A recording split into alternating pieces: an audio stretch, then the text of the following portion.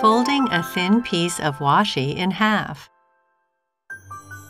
Use a screwdriver or scissors to cut thin, pointy strips and fold them in half vertically to give more thickness and body to the pieces.